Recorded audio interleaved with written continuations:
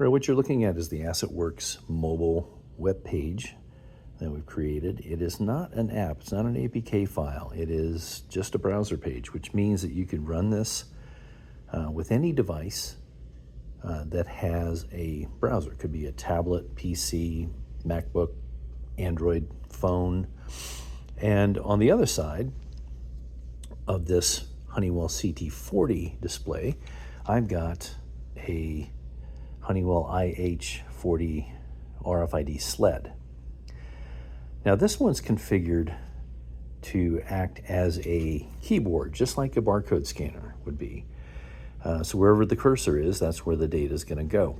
And because of that setup, it doesn't matter if you use a Honeywell device or there's a Zebra RFD40. I've got TSL readers, Nordic readers. Here's a Nordic reader as well.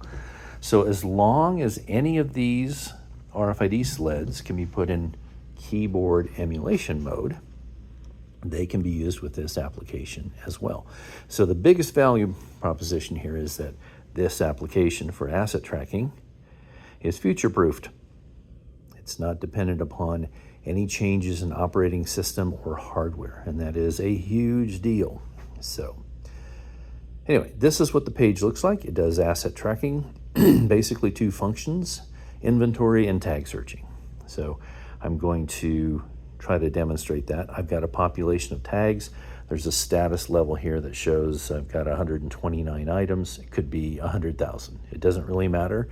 I'm using the API from AssetWorx to push and pull data to and from that database. I begin by selecting a project. You can have segregated data, so multiple sites, multiple different projects, each one having its own asset tracking data set, and using the same tool. Once I pulled in the data, I can then select a location. This customer's vocabulary is to call them CP locations. So let's say my first location, and immediately I see its status goes to, I've got 9 items out of 129. And I'm going to walk around in my office here, and I've got, in each room, I've got a little set of RFID tags in an envelope. And we'll begin this process by just showing how quick you can do inventories. An inventory, if it's quick, gives you a historical record that the item in question was found at least at one point. And there's a timestamp associated with that. That gets stored in the database, helping you find it. Where was it last seen in case it does become lost? So let's just start with a simple inventory. When you start an inventory, the button itself will go to red, allowing you to stop it, but we're just going to go ahead and pull the trigger and try to capture as many reads as we can out of this set of RFID tags. You can see I've got 7, I've got 8 matching items. Let's see, am I going to get close there? Nope. So I'll hit stop inventory at this point, and at that point you can see that there's one item that is highlighted in red and marked with the status of lost. And we'll just continue. Let's just say we're going to do inventories one day, and another day we'll do tag finding, right? So here's my next room. It's CP location 7, and there's also the possibility of identifying a sublayer. In this case, it's all on one palette, but you can also hit that list, and it'll dynamically update with the individual pallets that might be at that location. All right, so let's do an inventory here, and we'll do the same thing. I'm just walking around, and I want you to notice as well, I have an entire shelf full of blank labels, tens of thousands of labels over there, and I'm still able to just read the stuff that I'm interested in. And the reason why that is I know what I'm looking for, right? The database has only 129 items. So this will filter through and ignore the things I don't care about. Okay. In this case, it looks like I got all of the 9 items in this room, and it immediately shut off inventory mode. I didn't have to hit stop. That's kind of a nice thing. So let's go on now to the next room. Previously I had this. I'm going to go ahead and hit inventory, and we'll just start scanning. We'll see what we get. Now, obviously, I've got things that are like put in one spot here, right? So here I've got, it should be easier to find. I've got one item that's missing out of this one. I'll hit stop as well. And I wanted to now maybe transition to a couple quick things to talk about. One is display. So I can have a training mode. There's a training mode up here, Live DB Update. It's checked by default. But if we wanted, we can uncheck that so that you don't push back any changes to the AssetWorx database right away. We do have a global search field, and that can be case sensitive or not. Showing the nav bar, if I get rid of that, everything shifts up, and it gives you a little bit more real estate on this tiny Android screen to be able to see data. That's a nice thing. And if you want to see it again, well, then you can mouse over on the top and it'll set it back to showing the nav bar. In this application, we're using the customer's vocabulary of consumed as a status code, because this is raw material that gets tracked to its build location. Once it's built, we change the status code to consumed, and we have the ability to either hide or show items that are consumed. And then when we do an inventory, we can also set whether or not we want that status code to be inventoried or consumed. Right? So we have some flexibility there. In terms of what we show on the screen, you can use this setup menu as well to just quickly change which items do you want to, which columns do you want to show, right? So I like having status on there, so I'll put it back. All right, when you're done, just tap outside that box and those settings will now be set. All right, next step would be tag searching. Tag searching there's 3 different ways to do tag searching.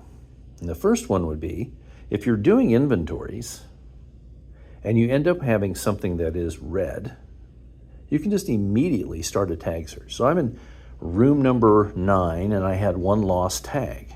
If I hit tag search, I can just start walking around in my facility. Now you want to do quick bursts, quick trigger pulls, just half a second. That would be enough to collect data, because you're going to be collecting quite a few reads with every click. Now I'm going to keep walking until I try to find that one tag that I'm looking for. And it looks like you can start to see I've got a little fake LED that blinks as well as soon as it's reading and processing data. So let's see if I can find it here. I thought I had it in this tag, but maybe I don't. Oh, there it is. So when a tag is found, I want you to watch that again. When a tag is found, it will blink for about a second with a bright green color. And it'll be selected, and after about a second, it will dim to a pale green color. So the idea here is that it's showing you all the things that you have seen, but that green, that bright green color will tell you that I now have an active read. So if I'm trying to locate where that is, I can go ahead and go to a corner, go outside and pull my trigger, and it's hitting this metal frames and whatever, and getting that tag. But if I if I walk out here away from those tags and I try to read, I'm not going to read anything until I get in the right direction. It's finding it again. But the idea is that when you are looking, if you don't see the green, the bright green, keep walking. And when you do finally get it for the first time, stop dead in your tracks and then start going in different directions to figure out when is it going to go bright green again. That's the place I want to walk. And you just keep walking and pulling your trigger until you found it with your eyeballs, or, if it stops blinking, then you've probably gone too far or you've gone in the wrong direction. All right, so that's the first mode of tag searching. And the second mode would be, the second mode would just be selecting a tag. I'm going to select more than one tag if I wanted, right? And do a search just on that one. So here I'll do a tag search just on that one. I'll find my tag. I know it's over in this area, right? So I'm just going to go ahead until it actually comes up and I find it. And it checks that record, checks the record. And now I want to see if I can hit move to, and move to location 1. And when I do that, it then changes the location to that new set, and I can stop the, and you see that it actually took it off of that,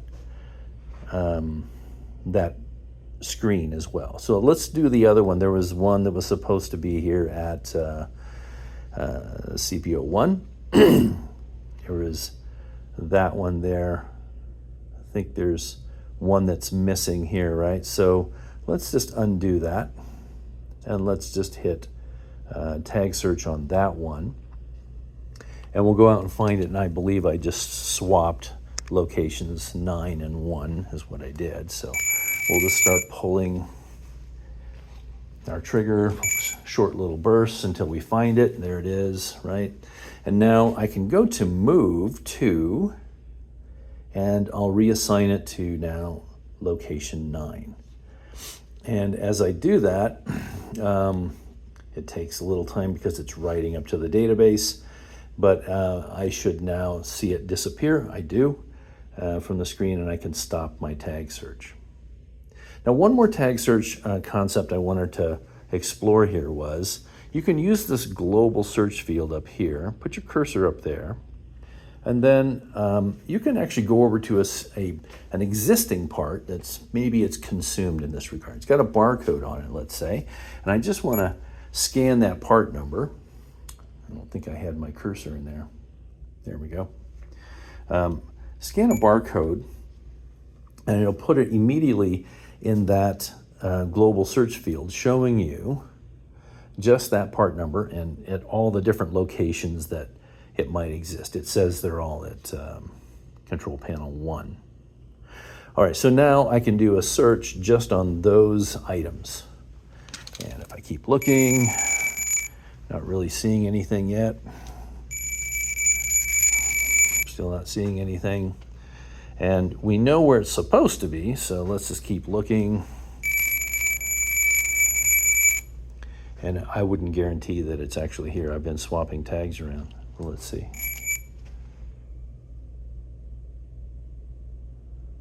There's one that popped up.